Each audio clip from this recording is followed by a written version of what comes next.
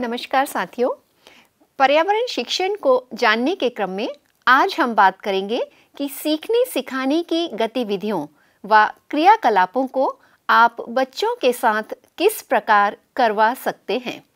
जैसे कि हम जानते हैं कि सीखने के ये अवसर बच्चों को न केवल अपने पर्यावरण को जानने में मदद करते हैं, अपितु इसके विभिन्न पहलुओं के आपसी संबंध को भी समझने में सहायक होते हैं।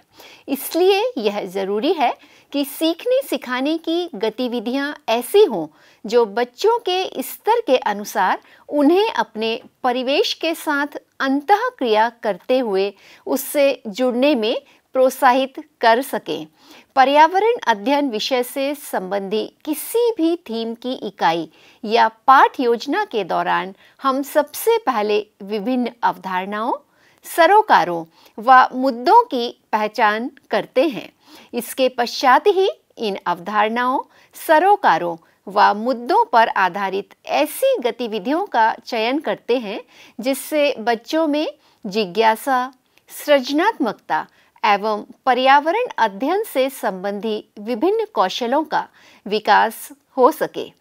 साथियों, कोविड जैसी महामारी के समय ने माता-पिता या अभिभावकों की भूमिका को एक नए सिरे से परिभाषित किया है, जो हमारे शिक्षा नीति में दिए गए सुझावों के अनुरूप है। इस दिशा में कुछ बिंदु पहले ही आपके साथ इस मॉड्यूल में साझा किए गए हैं। साथियों, छोटे बच्चों के लिए विभिन्न अनुभवों का आयोजन किया जाना निसंदेह एक चुनौतीपूर्ण कार्य है। आइए कुछ ऐसे बिंदुओं पर चर्चा करें जिनका ध्यान सीखने के अवसरों का निर्माण करते समय जरूर रखा जाना चाहिए। सर्वप्रथम, एक शिक्षक होने के नाते हमें यह समझने की आवश्यकता है कि गतिविधियों के निर्माण व संचालन का सारा दायित्व केवल हमारा ही नहीं है। छात्रों को भी क्रियाकलापों के उद्देश्य पता होने चाहिए तथा उन्हें संचालित करने में भी उनकी सक्रिय भागीदारी सुनिश्चित की जानी चाहिए। दूसरा, प्रारंभिक स्तरों पर ऐसे ठोस अनुभव दिए जाने चाहिए जिनकी जटिलता कक्षा 3 से कक्षा 5 तक के बच्चों के स्तर के अनुसार ही बढ़ाई जाए। आप यह भी जानते होंगे कि संरचनावादी पाठ्यचर्या के अंतर्गत आपकी भूमिका विभिन्न संसाधन जुटाने व क्रियाकलापों के आयोजन हेतु तो सुझाव देते हुए मात्र एक सहायक की ही है। किसी भी क्रियाकलाप के लिए कोई एक निश्चित नियम या प्रक्रिया निर्धारित नहीं होती है।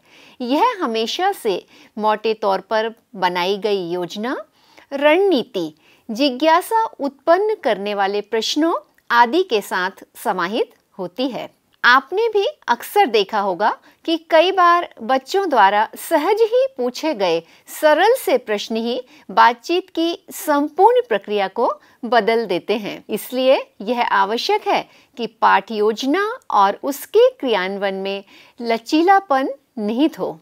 आपने यह भी पाया होगा, कभी-कभी बच्चे हमारी और आपकी उम्मीद से परे कुछ ऐसे अनुभव भी लेकर आते हैं जो उन्हें और बेहतर सीखने में मददगार हो सकते हैं।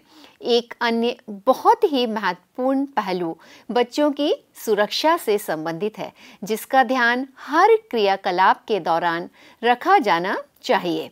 इसलिए किसी क्रियाकलाप के लिए आपको यह सुनिश्चित करना है कि वे किस क्रियाकलाप को अपने आप कर सकते हैं अथवा किसी दूसरे या बड़े की मदद से कर सकते हैं। अंतिम व सबसे जरूरी पहलू यह है कि बच्चों पर किसी विचारधारा या दृष्टिकोण को बिना थोपे उन्हें समीक्षा के ऐसे अवसर दिए जाएं जो उनके विवेकपूर्ण निर्णय लेने में सहायक हों। साथियों, आप इस बात की अवश्य ही सराहना करेंगे कि एक थीम के रूप में जल विज्ञान एवं सामाजिक विज्ञान से जुड़ी विभिन्न अवधारणाओं, कौशलों, मुद्दों एवं रुझानों को एक मिले जुले रूप में सीखने के भरपूर अवसर देता है। इस प्रकार के कई क्रियाकलाप एनसीईआरटी की पर्यावरण अध्ययन की पाठ्य सामग्री में सुझाए गए हैं। कुछ ऐसी ही एक क्रियाकलाप हम आपके साथ इस वीडियो में साझा कर रहे हैं। आप खाने का एक डिब्बा जिसमें गर्म भोजन बंद हो, उसे बच्चों को ध्यान से देखने को कहें और फिर कुछ इस तरह के प्रश्न जो उसकी जिज्ञासा बढ़ाएं, उनसे पूछ सकते हैं। जैसे, आप डिब्बे की सतह या उसके आसपास क्या देखते हैं? क्या कुछ पानी की बूंदें दिखाई दे रही हैं? सोचो, ये बूंदें कहाँ से आई होंगी? अगर इस डिब्बे में ठंडा खाना होता तो क्या हमें फिर भी ये बूंदें दिखाई देती? ऐसा आप बच्चों को खुद करके देखने को कह सकते हैं। इस तरह के कुछ सवाल न केवल चर्चा में शामिल करने के लिए इस्तेमाल किए जा सकते हैं, बल्कि उनकी जिज्ञासा को बढ़ाने और उत्तर खोजने के लिए प्रेरित भी कर सकते हैं। चर्चा आगे बढ़ाने के लिए कुछ और प्रश्न भी हो सकते हैं, जैसे, क्या पानी की ये बूंदें हिलती डुलती और बहती भी हैं? क्या तुमने कभी तेल की बूंदें देखी हैं?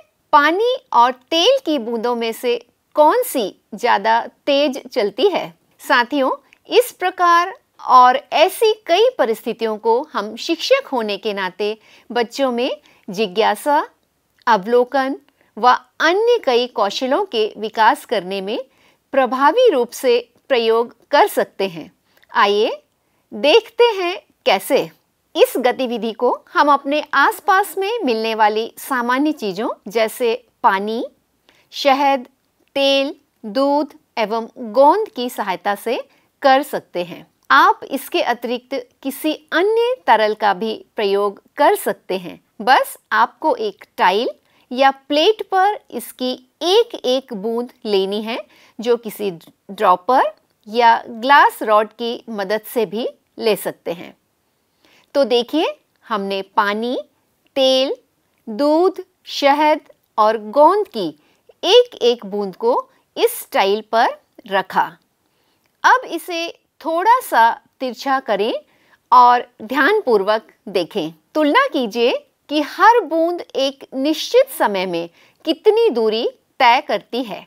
आप चाहें तो स्टॉप वॉच का भी उपयोग कर सकते हैं। जब बच्चे इनका अवलोकन करें तो उन्हें ये आंकड़े एक सारणी में दर्ज करने को कहें। इसके बाद उन्हें अपने अपने आंकड़ों से निष्कर्ष निकालने के लिए प्रेरित करें। इसके लिए आप बच्चों से कुछ और प्रश्न कर सकते हैं।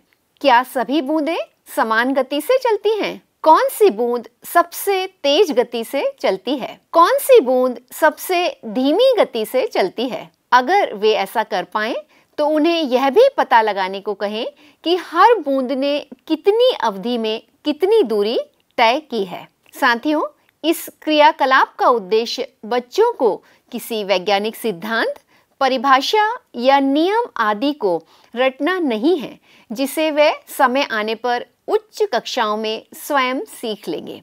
यूं भी श्यानता या विस्कोसिटी जैसी अवधारणाएं कक्षा 5 के बच्चों के स्तर अनुसार नहीं होती। इसलिए विषय वस्तु को रटने की बजाय उसके क्रियाकलाप के उद्देश्य केवल उसके प्रक्रिया कौशलों के विकास पर ही केंद्रित होने चाहिए। आकलन एक और महत्वपूर्ण पहलू है जो कि शिक्षकों के लिए भी चुनौतीपूर्ण है। इसके लिए आप बच्चों को कुछ मानदंड जैसे उनकी भागीदारी का स्तर, अवलोकन कौशल, साथियों के साथ चर्चा, अनुमान लगाना एवं निष्कर्ष निकालना आदि के आधार पर आकलन कर सकते हैं। हमें यह ध्यान रखना चाहिए कि आकलन का उद्देश्य बच्चों को लेबल कर अपमानित करना नहीं है, अपितु उनके सीखने की प्रक्रिया एवं स्तर में निरंतर सुधार करना है।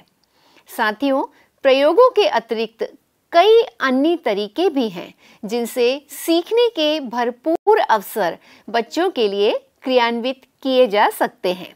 इनका विवरण मॉड्यूल के सीखने की प्रविधियों वाले खंड में दिया गया है। तो पानी थीम से संबंधित कई अन्य क्रियाकलाप जिसमें आप बच्चों से पूछ सकते हैं कि उन्हें घर या स्कूल में पानी कहाँ से मिलता है। पानी के स्रोत से घर तक पहुँचने के प्रक्रम का चित्र बनाना, जल संरक्षण के नारे या पोस्टर बनाना, स्कूल में व अपने आसपास सर्वेक्षण करना, पानी के बिल को पढ़ना, जल बोर्ड में काम करने वाले लोगों से साक्षात्कार करना आदि भी किए जा सकते हैं। कुछ वीडियो या अखबारों में पानी से संबंधित समाचारों को इस्तेमाल करके भी चर्चा शुरू की जा सकती है। साथियों, यह महत्वपूर्ण है कि संरचनावादी दृष्टिकोण से यदि हम बच्चों को सीधे सीधे जानकारी देने की बजाय उन्हें अन्वेषण करने, समालोचनात्मक चिंतन करते हुए स्वयं ज्ञान अर्जन की सुविधाएं प्रदान करते हैं, तो तभी पर्यावरण अध्ययन का सीखना सिखाना सार्थक हो पाएगा। आशा करते हैं यह वीडियो आपको पसंद आया हो। हमारी शुभकामनाएं।